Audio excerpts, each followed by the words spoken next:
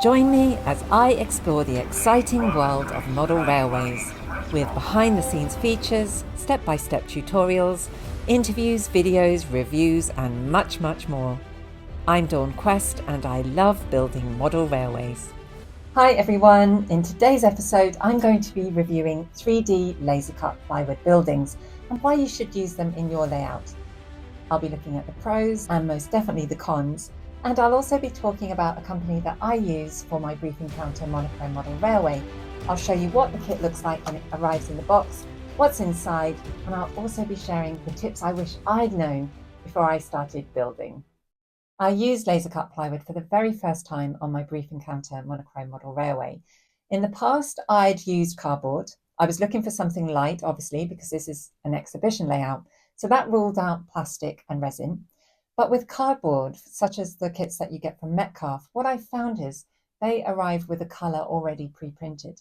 And of course, I'm trying to make a monochrome model railway layout, and it didn't really work. I couldn't really get the colours I wanted with these pre-printed kits. So I opted for laser cut plywood. It was the very first time I used it, as I said. And so it was very much a new experience for me. So I went ahead and bought kits for the shops, and you can see that I've modified these slightly, and in a future video I'll be showing you how I do that. I also bought the kit for the station, and this arrived with multiple parts. A fantastic project to work on, fiddly in places, but I'm really pleased with the end result. I also bought kits for the platforms and this cinema here, which again I've modified to keeping with the brief encounter theme. I've added some details there. I've also bought the kit for the church, and as you can see, the church is in bits here, and I'm midway through doing it.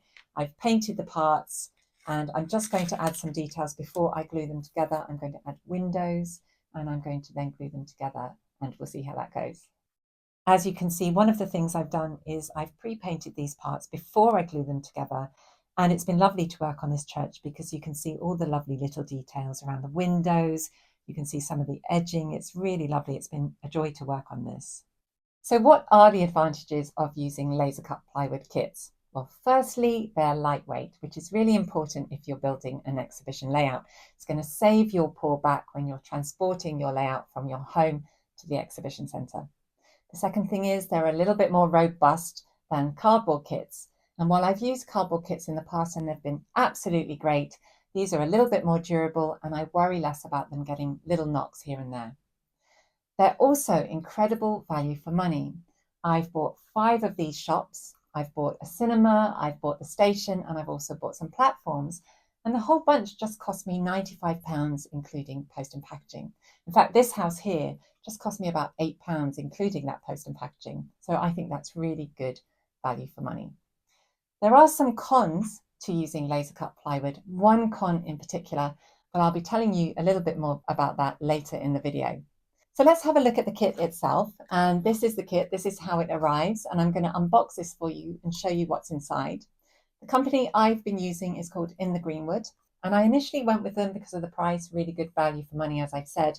But later I found out that they're also really good quality. And I've loved using their kits. They've been really good. What I'm going to show you now is I'm going to show you in the box what it looks like once you get it. So I'm just going to cut this open for you and show you what it looks like when you open it. So if you can see, it arrives all neatly packaged.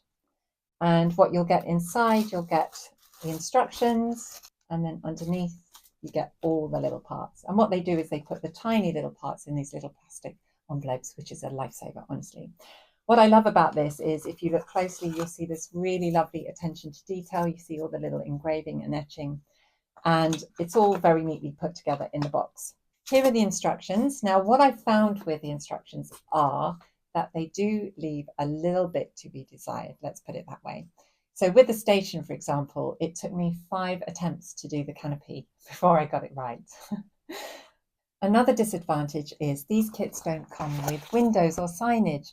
So another tip for you, what I've done is I've created my own windows. And I've done that by taking a laminating sheet, running it through a laminator, and there you go, instant glass. So that's perfect for creating windows. I've even created these stained glass windows. I did the same thing.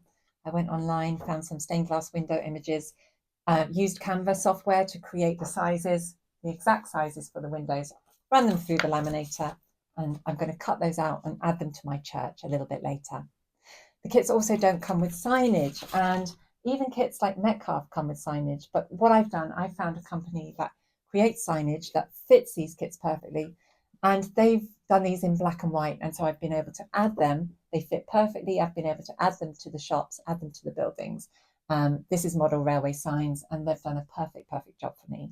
So just a little feedback for the company. If you could add windows, if you could add signs to your kits, that would be perfect. I would happily pay 50p to £1 more for that. It'd make my life a little bit easier. I did mention other tips and techniques that I've learned through using these kits. I've mentioned the laminating the windows, creating your own windows with a laminator. Also, what I do and what I really thoroughly recommend is to paint the pieces before you glue them together. You'll thank yourself later. And when you paint them, make sure you get in these cracks, in these crevices, paint the insides of the windows, paint the backs, because people will be looking inside your buildings. And what you don't want is unfinished paintwork inside your building. It will really ruin the effect. The other thing I do is I add some details using, if you've got a wobbly hand in particular, I use these paint pens to add extra details. And as you can see, this paint pen, I can just use it on these very small edges. It's perfect. It's really fine tipped. I also use charcoal. A charcoal pencil is perfect for adding details. And some of the houses, some of the stores, I've used these charcoal pencils to create curtains, to add little details, to make these pieces a little bit more unique to your layout. Now, I did mention one big con about using laser cut plywood, and it's this. When you open the box, it's the smell. Now, if you love the smell of burnt cinder, you're going to be happy as Larry, but this smell is really strong. It's really overpowering. It can fill a room. It's not just this company, it's every laser cut plywood company. All of these kits smell the same. Now, does the smell go away? No, it does go away once you've painted these pieces. So my advice to you is open the box, paint the pieces quite quickly, and you'll be okay. That's it for this episode. In a future episode, I'll be showing you how I build one of these shops and also the modifications I do to make this a little bit special.